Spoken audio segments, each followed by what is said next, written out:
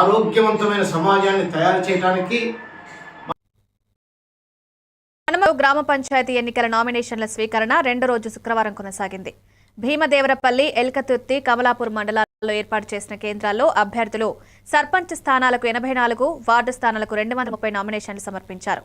ఇందులో భీమదేవరపల్లిలో సర్పంచ్కు 37, వార్డులకు 100, ఎల్కతుర్తిలో సర్పంచ్కు 22, వార్డులకు 53, కమలాపూర్లో సర్పంచ్కు 25, వార్డులకు 77 నామినేషన్లు దాఖలయ్యాయి.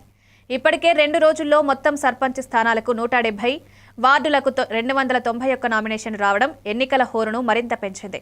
నామినేషన్ స్వీకరణ కేంద్రాలను జిల్లా అదనపు కలెక్టర్ వెంకట్రెడ్డి పరిశీలించారు.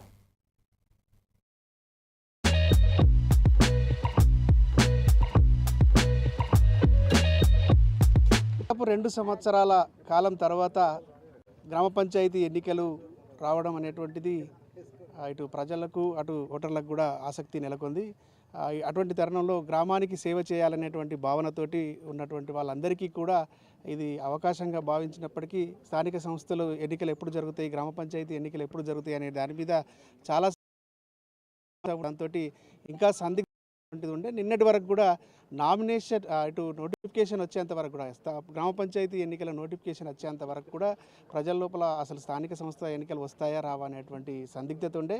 ఈసారి కూడా వాయిదా పడతాయి అనేటువంటి విధంగా కూడా జనాల్లో ఒక ప్రచారం జరిగినప్పటికీ కూడా ఎట్టకేలకు నోటిఫికేషన్ అయితే వచ్చింది. ఆ నోటిఫికేషన్ వచ్చిన తర్వాత కొంత సందడి అనేటువంటిది ఇప్పుడిప్పుడే మొదలవుతున్నటువంటి పరిస్థితి. నేను కూడా అటు హన్మకొండ జిల్లాలోని కమలాపూర్ మేజర్ గ్రామ పంచాయతీకి సంబంధించి సర్పంచ్ అభ్యర్థిగా పోటీ చేసేందుకోసం ఇప్పుడే నామినేషన్ దాఖలు చేశాను. ఇటు ప్రజలు ఆశీర్వదిస్తారనేటువంటి నమ్మకం నాకుంది.